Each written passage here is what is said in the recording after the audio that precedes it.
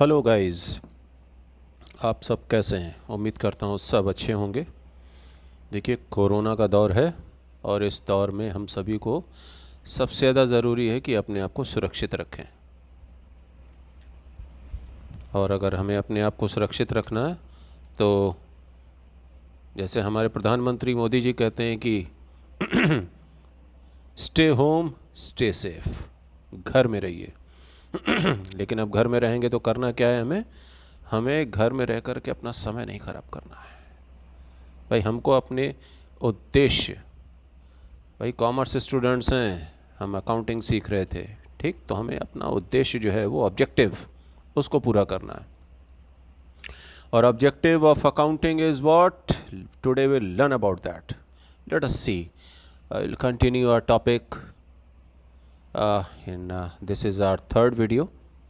So in last two videos we understood about the meaning and definition and very important terminology of those definitions. Let us continue with the objectives of accounting. Objective number 1: maintaining accounting records. The objective of accounting is to record. सी, ये transaction, ये जो term है ना, recording term बार बार आ रहा है। आप देखिए, अभी तक आपको याद हो गया होगा अच्छे से, है ना। तो सबसे पहला इसका ऑब्जेक्टिव क्या है कि हम रिकॉर्ड करेंगे। किसको रिकॉर्ड करेंगे? Financial transactions.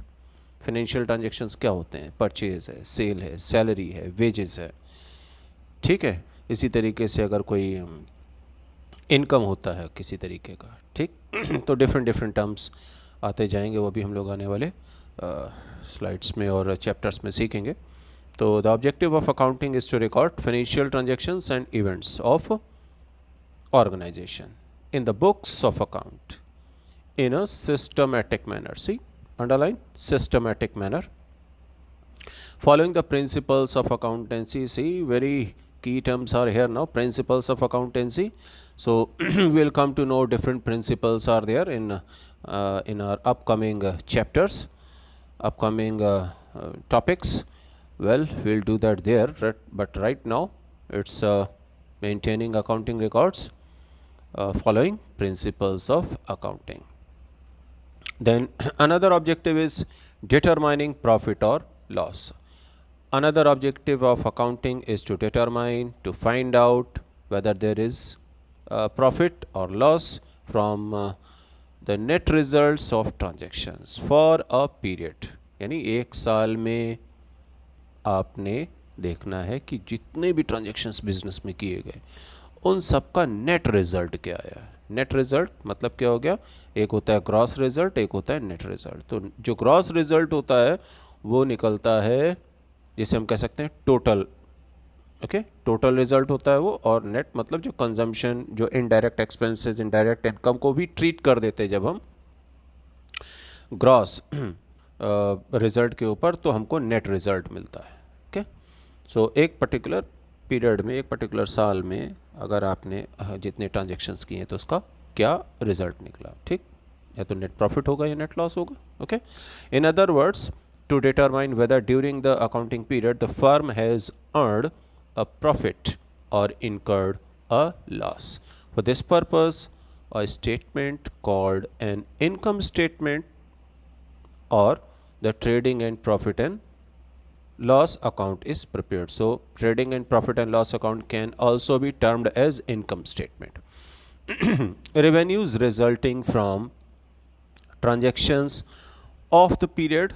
अच्छा, रेवेन्यू कैसे जनरेट हो सकता है? सेल्स से, या जैसे कोई इंटरेस्ट मिल सकता है, ठीक, डिपेंड करेगा कि किस तरीके का बिजनेस का ट्रीटमेंट होता है, ठीक। तो revenues resulting from the transactions of the period और are recorded in the credit and expenses in the debit. यानी प्रॉफिट एंड लॉस में हम क्या करते हैं? डेबिट साइड में हम एक्सपेंसेस लिखेंगे और क्रेडिट साइड में हम रेवेन्यूज लिखेंगे।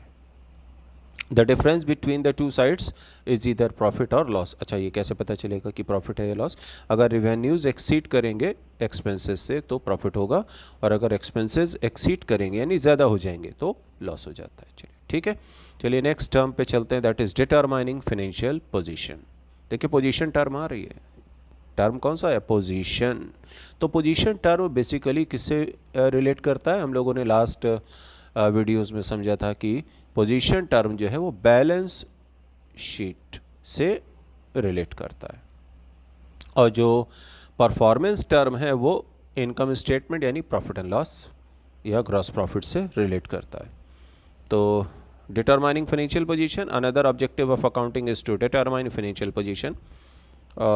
It is known from the balance sheet. So financial position of the business is as relevant for the users of financial statements as is the income statement. So profit and loss account, statement of profit and loss in case of companies. So company case of business में हम लोग इसको क्या बोलते हैं? Statement of profit and loss, or known as income statement. So let's move to next slide. Another objective is to facilitate management. So it facilitates management also. भाई management का काम क्या है? मैनेजमेंट का काम है भाई कैपिटल लगाना, कहाँ से लाना है, कहाँ कौन कौन से सोर्सेज से हम लेके आएंगे, ठीक, कैसे वो सस्ता हो सोर्स, ठीक है, जिससे कि बिजनेस में प्रॉफिट मार्जिन हम बढ़ा सकें, ठीक है। हम कहाँ से माल मंगाएंगे, कहाँ से हम गुड्स मंगाएंगे, कहाँ से हम उसको कौन कौन से हम बीच में मीडियम्स को यूज़ करेंगे ये प्लानिंग का जो काम है। अब कितने पीरियड में हमने एक पर्टिकुलर ऑब्जेक्टिव को अचीव करना है, सेल को अगर बढ़ाना है और अगर कॉस्ट को कम करना है तो कैसे करना है, तो ये सब प्लानिंग का जो काम है ये मैनेजमेंट का होता है।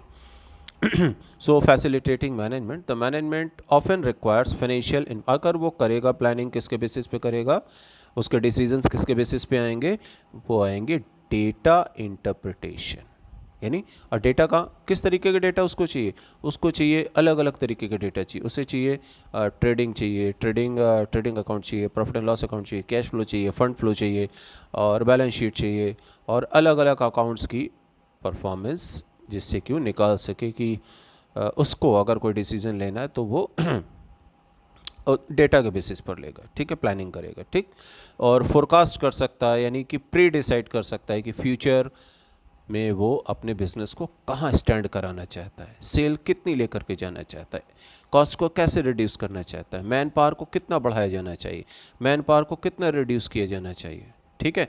अगर हमने बोरोइंग करी है तो हमें बोरोइंग कॉस्ट जो है कैसे रिड्यूस करना है, ठीक, बोरोइंग हमें करना है तो कहाँ से करना है, ठीक, अगर हम कैपिटल कर रहे हैं तो हम डिबेंचर से करें या कि हम यानी लोन कैपिटल करें, या हम कि हम अपने एक्यूमुलेटेड प्रॉफिट्स को ही उसमें रीइंट्रोड्यूस कर दें। सो ये सब देखिए मैनेजमेंट का, it is up to them. तो वो सारी चीज़ों का जो डिसीजन करता है वो करता है किसके बेसिस पर, फाइनेंशियल इंफॉर्मेशन के बेसिस पर, ठीक। Another term is providing accounting information to users. अब देखिए अलग अलग यूज़र्स होते हैं, हमने कुछ टर्म्स समझे थे कि इंटरनल यूज़र्स होते हैं और एक्सटर्नल यूज़र्स होते हैं। तो yet another objective of accounting is to provide accounting information to users, both internal and external, who analyze them as per their needs. Another term that is protecting business assets. So this is another objective of business. So protecting business assets, another objective of accounting is to have records of assets owned by the business. Business में ढेर सारी assets होती हैं, fixed assets होती हैं, यानी जिसे हम कहते हैं नॉन करंट असेट, इसी तरीके से करंट असेट्स भी होती हैं, ठीक है। अच्छा थोड़ा सा अब आपको यहाँ भी बताते हैं कि जो जो नॉन करंट असेट होती है वो बिजनेस में लॉन्ग पीरियड तक यूज़ होती है, ठीक है, यानी more than one accounting period it can be used. The benefits from these kind of assets, business can draw for more than one accounting period. और जो करंट असेट्स होती हैं जैसे हम बात करते हैं कैश की, जैसे हम बात करते हैं कि स्टॉक की हम बात करते हैं, डेटर्स की, तो ये सब करंट असेट्स में आती हैं। और भी कई तरीके की करंट असेट्स हैं। बेसिकली जो इनका जो फीचर होता है, ये एक अकाउंटिंग साइकिल में हम इसको देखते हैं कि ये एग्जॉस्ट हो जाती हैं। ठीक है, तो प्रोटेक्टिंग बिजनेस असेट्स ये भी एक बहुत इंपॉर्टेंट ऑब्जेक्टिव है अकाउंटिंग का। आपको याद रखना, ये जो की टर्म्स आपको दे रहा है, जो जिसको हम कहते हैं ना कि बुक्स में आप देखते हैं कि हेडिंग्स लिखी होती हैं, तो हेडिंग्स से उसको कोरिलेट करना आसान होता है। ठीक है, so another objective of accounting is to have records of assets owned by the business. Accounting maintains record of assets owned by the business, which enables the management to protect them and exercise control. तो accounting क्या करती है, information देती है कि हमारे पास कितनी assets हैं, और इससे मैनेजमेंट को बेनिफिट ये होता है कि उसके पास इंफॉर्मेशन है कि उन असेट्स को वो किस तरीके से यूज़ करे, उसके ऊपर कितना कंट्रोल उसका रिक्वायर्ड है कि वो अपने ऑब्जेक्टिव्स को फुलफिल कर सके, अटेन कर सके। सेल बढ़ानी तो सेल बढ़ा सके, ठीक है, या जो भी अपने ऑब्जेक्टिव्स वो मैनेजमेंट डिसाइड करता है। So this is all about the objectives of accounting. Here we have gone through 6 very important points of objective. This is all about this video. Thanks for watching the video, and keep on watching, and keep on, you just give your comments, give your like, and please motivate us by subscribing our channel. It's Easy Accountancy, the soul of accounting. Easy Accountancy. Okay, thank you.